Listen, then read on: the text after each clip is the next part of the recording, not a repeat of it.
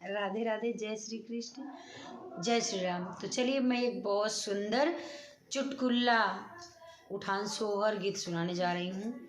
पसंद आएगा, जैसे नाच में, शादी विवाह और हर समय गा सकते हैं। चलिए सुनाने जा रही हूँ। फूलवा बरसे मोरे अंगनवा तनी, फूलवा बरसे मोरे अंगनवा के बटोर ना नदी, फूलवा बरसे मोरे अंगनवा के बटोर ना नदी, के बटोर ना नदी, के बटोर ना नदी, फूलवा बरसे मोरे अंगनवा के बटोर ना नदी, फूलवा बरसे मोरे अंगनवा के बटोर ना नदी।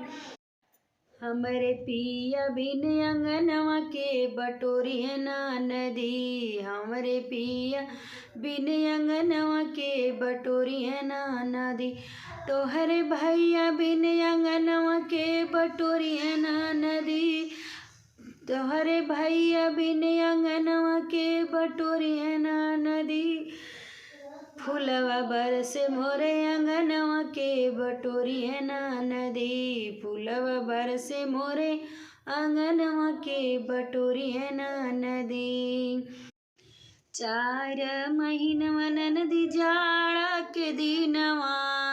जाड़ा के दिनवा हो जाड़ा के दिनवा,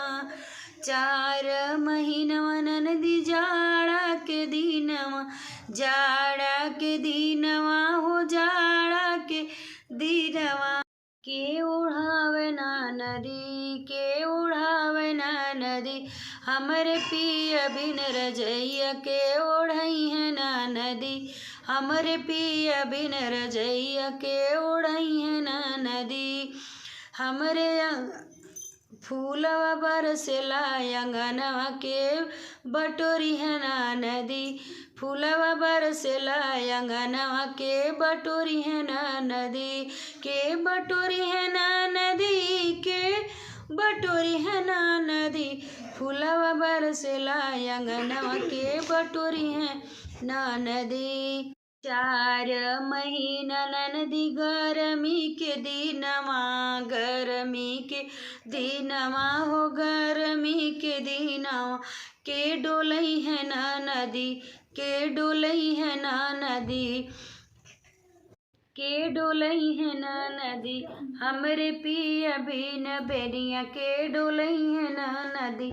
हमरे पिया बिन बेनिया के डोलई है ना नदी, फूलवा बरसे मोरे अंगनवा के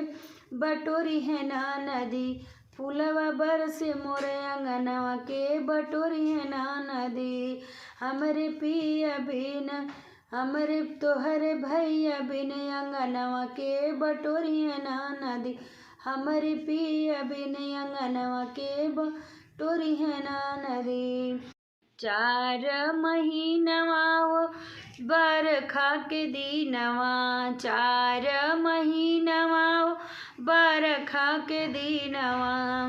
के ओढ़ई है ना नदी, के ओढ़ई है ना नदी, हमके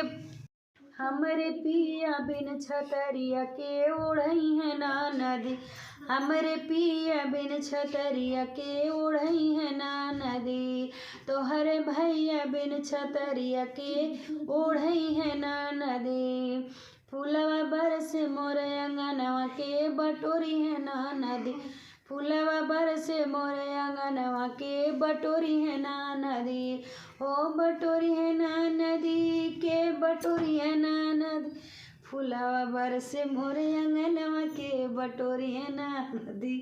फूलवा बरसे मोरे अंगनवा के बटोरी है ना नदी,